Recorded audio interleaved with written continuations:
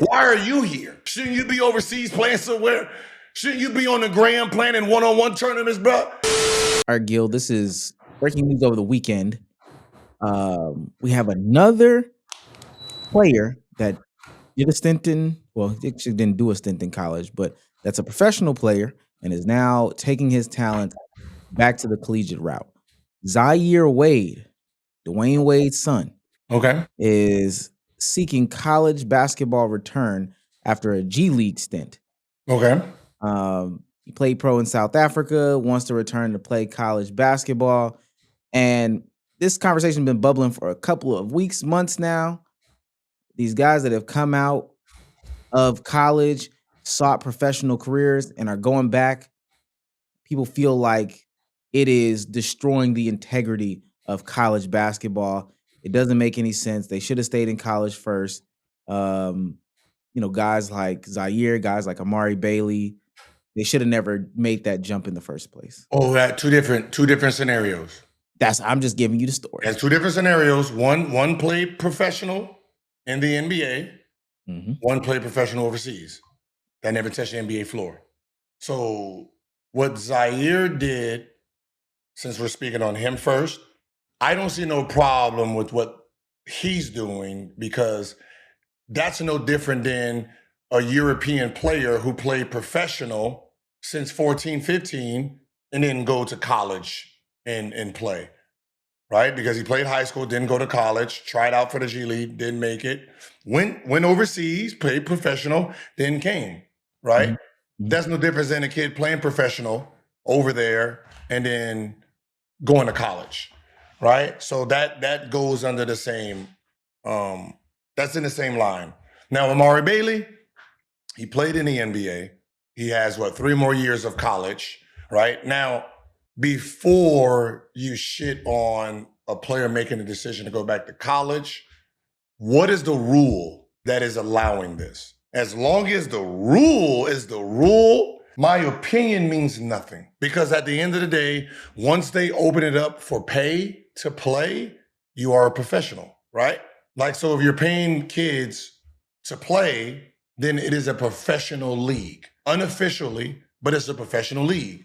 So if they didn't make it in the NBA and college is paying them, what is the difference here? See, and that's the problem with people lobbying for stuff without watching or looking or preparing for the whole landscape of something. You wanted people to get paid off their name.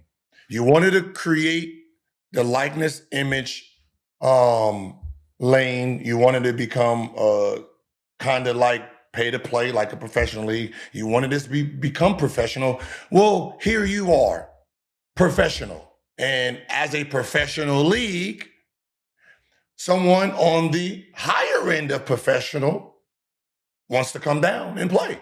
What's the problem now? Because I think the idea is you're still thinking of it as college basketball and it's 17, 18-year-olds. No, you might as well look at this shit like Euro basketball then, right? It's Euro basketball, just in America. So that means if you're 30-something years old and you got 2 years, you should be able to play, right? It all depends on what the rules are. If the rules are, if you had an agent or if you got an NBA check, you can't play. Then the argument is, well, what if you get an overseas check? Can you play in college? Then that knocks out all the European kids that's ever been to college, that's in college now, that got checks when they were 14, 15, 16, 17 playing professional. You know, whatever, whenever there's something new, there's always a loophole, and you can't be mad if somebody exploits it. You should have thought about that before you opened up this wormhole. So I'm not going to sit here and knock young players for trying to go get paid. Knock older players for going and get paid. Yeah, I can argue and say, well, we shouldn't have these guys there. But hey, at the end of the day, if you're paying players to pay, it shouldn't matter how old a motherfucker is. Because I can tell you right now, this has just started. There's going to be a 32-year-old, a 33-year-old that went to JUCO college, that still got years. He's been playing overseas. And I can tell you this right now. Overseas can pay you a certain amount, and these college coaches is looking at it like this. I'm getting paid to win games. So if I got to go pay a guy that's been playing overseas for 5-6 years, and he has 2 years of eligibility left, and they're paying him $500,000, and I pay him $1.5 million to come over here to help me win, well, goddamn it, I'm gonna do it. I don't know if I don't think Mike James, he probably played. Let me see, did Mike James touch the league? Mike James? Mm-hmm. Yeah, Mike James actually, yeah. Oh, yeah, well. Hooper. Hmm? Hooper. Yeah, I'm just saying, how many years did he play? I mean, he probably played all 4 years. But yeah, there's gonna be some loopholes. There's gonna be some loopholes with some JUCO players. There's gonna be loopholes with, because I can tell you this: if Amari Bailey plays, then there is no rule because he played. So somebody like Amani Bates should be able to go back, right? I mean, it's low. I mean, it's a step down. It's better than the G League. I mean, that's what it is. It's better than the G League. The G League is going to be in trouble. Why would an NBA player, an NBA prospect, go to the G League when they can go to college? G League's paying me $49,000. College is paying me $1 million, $1.5 million, $500,000. So if I got eligibility, I'm going to search for it and I'm going to try to get it instead of playing in the G League for $49,000.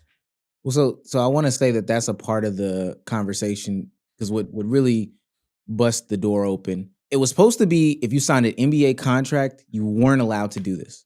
But this just got disrupted with former G League player Charles Bediako. I'm probably butchering his name. Started his playing career, 21-22 season at University of Alabama. Okay. 23, he goes to the NBA draft, goes undrafted. Okay. Picks up a 2-way contract from the Spurs. Okay. Bounces around from some training camps to, G League stuff, this, that, and the third. And then he recently gets, that granting from the NCAA to come back. So far, in his 2 games that he's played, 14 points, 5 rebounds, 1.5 steals, 1 block, 81% from the field. People are saying that this is going to create a nasty competitive advantage for college teams that go and get these guys who have played some pro ball. Say his stats again, and then use the word unfair advantage. Put it in the same sentence again. 13.5 points. 13.5. 4.5 rebounds. How tall is he? This is a big man. He's a big man. Yeah. 1.5 steals, 1 block, 81% from the field. Nasty competitive advantage. How tall is he? Tell you how tall Charles is. Charles Bediako. 6'11". Say anything over 6'9". Just say. Yeah, he's 7 foot. He's 7 foot. Mm-hmm. Like 7 and a 0. 7 and a 0. 225. 225. Big dog. So right now he's probably the biggest athletic guy in college. Probably because he's a professionally trained 225. He's 225, professionally trained 225. And how old is he? That brother is, how old is he? 30. No, let me stop. He is 23. 23. So a 23-year-old that is 7 foot, 225, been in the G League, been professionally, and he's averaging a smooth 13 and 4. 0.5, 13.5, Gil. 13.5. Let's just add up the 14. Okay, thank you. Being 7 foot, 225, averaging 4 rebounds. What coach is complaining? Because I swear to God, we just watched a 17-year-old last year, 17, 6 years younger, by the name of Cooper Flagg, do what in college basketball? There's 18-year-olds right now doing what in college basketball? What is the Boozer kid doing? Oh, Cam? How many rebounds Cam got? Ooh. As an 18-year-old. That brother is good. 10. 10 rebounds, 6 more than a 7-footer who's 23. How about this? College coaches at this point, I want to be on your side. I truly do, because I have a son that's in college. And his body ain't ready for the regular one, let alone these 26, 27, 20, whatever year olds. But I'm going to tell you one thing. Until I see one of them at the top of the leaderboard in any stat, I'm going to shut up. I don't want to hear you cry. Because if you are a college coach and you are scared of a whole 13-4, you shouldn't even be able to recruit nobody. This is crazy. I'm thinking he's averaging 24 and 12, 30 and 16. Like this is the damage he's doing. Wilt numbers, but you're complaining about 13 and 4 from a 7-footer. Yeah.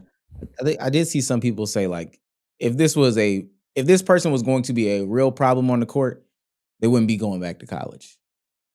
They would be. It was usually my same argument. Yeah. But that's not necessarily the case because of this. Money's involved, right? And the reason I say that is this. If I'm a 22, 23, 24, 26-year-old, and let's say I do average 30 points a game somewhere overseas, I'm the man. Let's take Kendrick Nunn. Let's just pretend he's one of these kids, right? Well, if I'm only getting 750 or 800,000 in this country, and a college team calls me up and say, we'll give you $2 million to come back to play, I don't know how one of those guys say no, right? And I'm going to tell you, that's when there's going to be a problem. When one of these guys that's sitting at the 23, 24, 25, 26 is Wilt Chamberlain the game. Then you have an argument. Then you have my like, yeah, okay, this shit got to stop. But right now, I haven't seen no numbers that's making me jump out my seat. I'm sorry. I'm in the middle of it. I don't really... I got to see the problem first. And the problem right now, and you say there's a disadvantage, I'm sorry. As of right now, the top of the leaderboard is a bunch of freshmen whooping ass and taking names. It seems like they don't have a problem with anyone. Seniors, juniors, extracurricular dudes, they whooping ass. And I'm sorry, you might not like my take, but I don't care until you find me a guy out there that's breaking records because he's too old. Right now, it's just an age. The game is not matching what you guys are complaining about. Well, I'll say this. Let's take off the competitive side of the hat and let's put on, I'm Gil. I'm the dad of some kids that look to be in college the next couple of years, because I'm pretty sure this is going to be the conversation from AAU time this summer. What does this mean for my child that is junior in high school, senior in high school, that is going to that next level when I have to now compete with the transfer portal? Because we did see, I think in college football, it was some crazy stat. I don't know if you saw it. It was thousands of kids in the transfer portal. So I'm pretty sure basketball will follow. And then I also have to compete with kids who have played pro ball coming back now. How does that change how you move? Because all these other things have changed how parents have moved. So 5 stars, McDonald All-American kids are gonna probably still be safe, because at the end of the day, the elite is the elite. And if you're a real top program, you understand the Petersons, the AJs, they are still better than whatever you're going to try to bring in transfer. The problem is this: 4 stars, the bottom end of 5 stars, you can't be as picky as you used to be. All that I got my 5. Y'all remember y'all had fun with I got my 5 teams. No. You're not gonna hold me up with your little press conference. Because I don't need to wait for you no more. I got transfers, I got older guys that I will rather pay than you. Because he's averaged 10 or 11 in college already. So I know I'm going to get solid basketball from him, and I'm trying to keep my job. And you're going to make freshman mistakes. You're going to do freshman shit. So how about this? You go somewhere, have your experience, come back to me when you're a goddamn sophomore or junior. That's how I want to recruit you now. So a lot of seniors won't get recruited. So you're going to have to humble yourself. All that babying and crying and all that, that got to go. They don't have to deal with that no more. Just like you don't have to deal with them coaches no more because you can get up and leave. It works both ways, but it's still on the program side because they can pull guys from anywhere now that can make shots, play defense, because they're happy to get this once-in-a-lifetime chance of continuing their basketball career, right? So me, as a hooper, as a guy that loves basketball itself, if you're bringing in a 28-year-old, 27, 26, 25, 24, and he's out there playing basketball, he's out there diving on the floor, he's out there coming to practice every day, being a basketball player, he deserves that shot. You know what I mean? Like, it's not like he did something wrong. The opportunity came, he presented his case, it favored him. He's going out there trying to get a second career, right? Some of these guys, you got to think about it. Some of these guys, they're using this stage to probably get back into the motion of playing overseas or continuing their career, right? So I'm not too mad at it because it's just another avenue to continue playing the game you love. So as a high school senior, it just got tougher for you. You have to be prepared now because you're not playing against 17, 18-year-olds. There's going to be 23, 24, 25-year-olds. And if you are about the game of basketball and evolving, this is just a better stepping stone before you get to the pros. Right? Some of these bodies is way bigger than some of the pro bodies, to be honest. Right? Some of these boys are like, they eating weights. So show me where, when I see Luka numbers or Jokic numbers in a college game, then you can have I can have a different opinion. But right now, I'm like, well, I got to sit back and wait and see.